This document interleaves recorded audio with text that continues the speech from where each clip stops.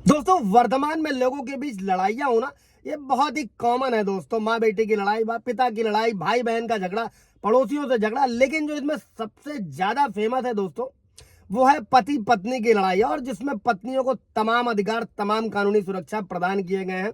आए दिन कई सारे व्यूवर्स का भी सवाल रहता है, आप लोग भी टीवी पर देखते होंगे कि पतियों के साथ क्या हो रहा है दोस्तों।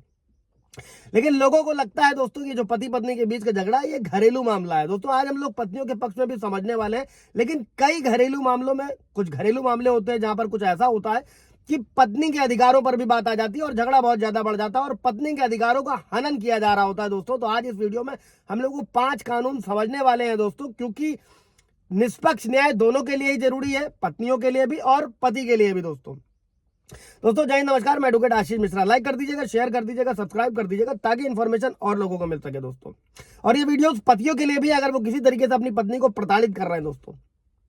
तो सबसे पहला राइट है दोस्तों वो घर का अधिकार है। ऐसे कितने ही मामले होते हैं जहां हम लोगों ने सुना होगा कि पत्नी को आधी रात घर से निकाल दिया या फिर उसे ससुराल वाले जो है ससुराल से मायके भेज दिया। और ऐसा नहीं हो सकता है कि भले ही कि पति की डेथ ही क्यों ना हो गई दोस्तों, भले ही ससुराल वाला घर पति के ही नाम क्यों ना हो दोस्तों, अगर वो घर किराए का ही क्यों ना हो, लेकिन कोई भी पत्नी को ससुराल से नहीं निकाल सकता है दोस्तों। और अगर पति पत्नी अलग हो रहे हैं तो जो कानूनन पत्नी के बाद ये अधिकार होता है कि वो अपने पति से अलग घर की मांग करे।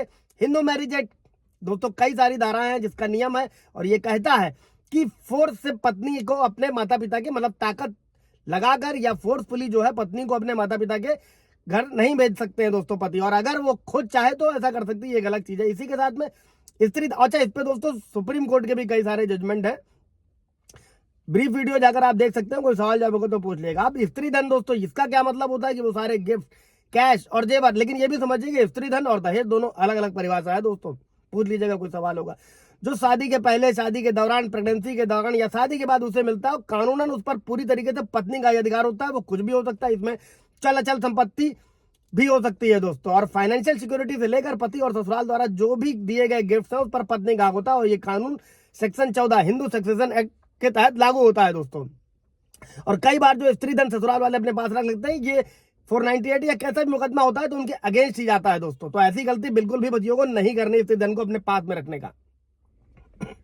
अभी जो अगला कानून है दोस्तों वो घरेलू हिंसा के खिलाफ है और इसके तहत महिला जो होती है वो किसी भी हालत में घरेलू हिंसा के खिलाफ रिपोर्ट कर सकती है। इसमें फिजिकल हिंसा, इमोशनल हिंसा, सेक्सुअल हिंसा, आर्थिक हिंसा मतलब पैसे न देना, जबरन उससे प्रॉपर्टी, पैसे, जेवर को छीन लेना दोस्तों, किसी भी अन्य तरीके से उसका खराब ट्रीटमेंट हो रहा हो, और उन सभी चीजों के बारे में वो रिपोर्ट कर सकती है। और इस अधिकार के तहत दोस्तों प्रोटेक्शन, मेंटेनेंस, बच्चों की कस्टडी, पैसे और उसी घर में सुरक्षित तरह से रहने का अधिकार मांग सकती है इस कानून के तहत।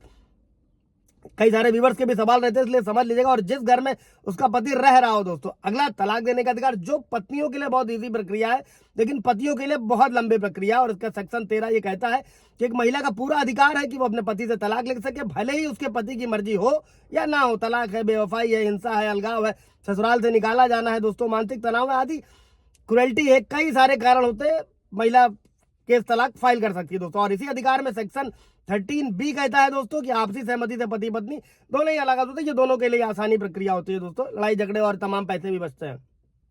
इसी के साथ में दहेज और हैरेसमेंट का कानून, डाउरी केस आप लोगों ने सुना होगा, पूरी तरीके से दहेज प्रथा को खत्म करने की बात तो करता है। पत्नी पर अगर शादी के पहले या बाद में भी दहेज को लेकर किसी तरीके की प्रताड़ना दी जा रही है तो उसे पूरा हक है दोस्तों कि वो अपने पति और ससुराल वालों के खिलाफ शिकायत कर सकता है। अगर उसके सास ससुर या ननद या देवर इसे प्रताड़ित कर रहे हैं तो भी उसे पूरा हक है कि उनके खिलाफ केस कर सके दोस्तों। और इस सेक्शन के तहत पत्नी को किसी भी तरीके का ट्रामा देना, फिजिकल, इमोशनल, सेक्सुअल हैरेसमेंट या सुसाइड के लिए उकसाना, कुछ भी, सब कुछ इसमें शामिल होता है। और इसे मैरिटल रेप को कानून गुनाह नहीं, मतलब मैरिटल रेप एक अलग चीज है दोस्तों।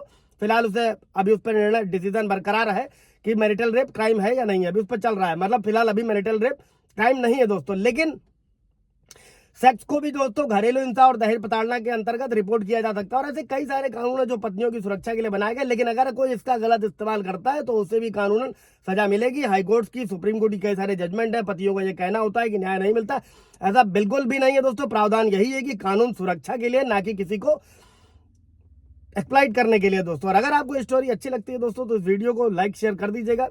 कोई सवाल जवाब हो तो कमेंट में पूछिएगा। Thank you.